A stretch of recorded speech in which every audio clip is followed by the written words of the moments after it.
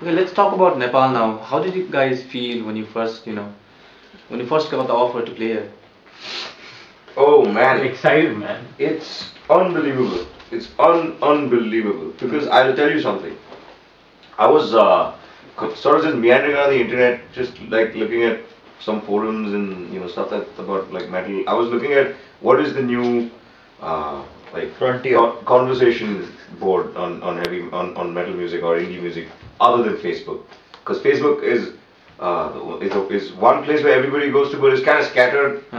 So you can't really see a conversation like before. There used to be forums, and you could just actually see what people are talking about and see like at length, like reviews, gig reviews, and guitar tone reviews and things like that. So I was just kind of browsing around the internet, and I stumbled upon this PDF that I emailed the rest of the band saying, you have to see this. And it was a PDF, I don't remember what it was called. I was told later that it's called ktmROCKS. And it was about 110 or 150 pages long, and just amazing photography and really good layouts and well written articles. And I was like, I was zapped because it had so many Nepalis in that. And dude, you were like 30 minutes late. We've been through that. You also want to tell them what I was doing? I mean, they know. Okay, yeah, hello. Everybody heard it. Okay. I'm straight, nigga.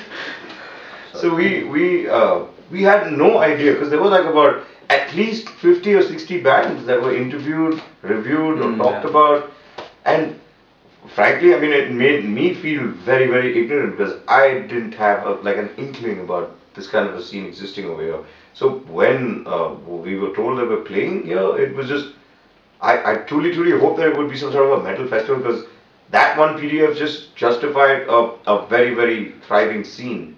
In fact, like far more than what we have in India. We don't have 50 bands to talk about in India in metal. We don't. We really don't. There are about 5 bands in India that can actually claim to play quality heavy music. The rest of them are still attempting to grasp the genre. So we are still in the attempting. Yeah, we're still here. But it's a prestige to be here, and I think there's nobody more excited. And I don't know if you've seen any of our pictures, but these kind of hats is something that we hold, like the wealth for us, and Nepal's full of them. So happy to be here, man. Yeah, man, very happy. And cold to be here.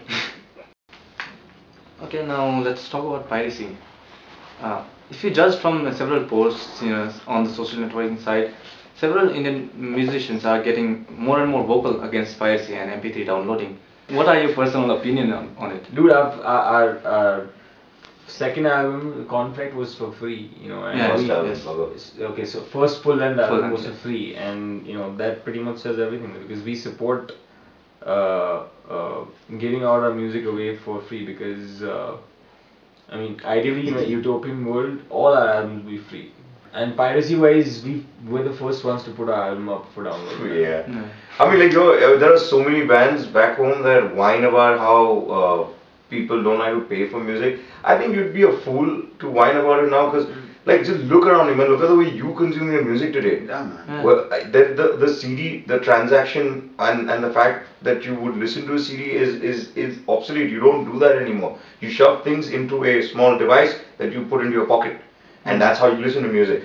What I'm trying to say is that you cannot expect people to pay money to buy your music anymore. You can expect people to pay and come to watch you play your music. But as far as I mean, like, what you can actually get paid for is maybe if your music is used on something like a game or a film or something of that sort. That's where I think the composition would yield some amount of monetary value. But to say that if you're, according to me, this is what the new age law is. If you're a band, then the music that you make is something that people should have access to. You cannot keep guarding it and say that you need to pay money. Maybe or even if you put that guard, somebody's going to find a way to circumvent that, man. You're going to find the music out on the internet anyway. So to sit and whine about it and say, hey man, these fuckers are downloading all my music illegally and they're listening to it. I want to know how much music that person has, how much of that is legal. And how much of that is actually bought on the internet? How much of that isn't a P2P download?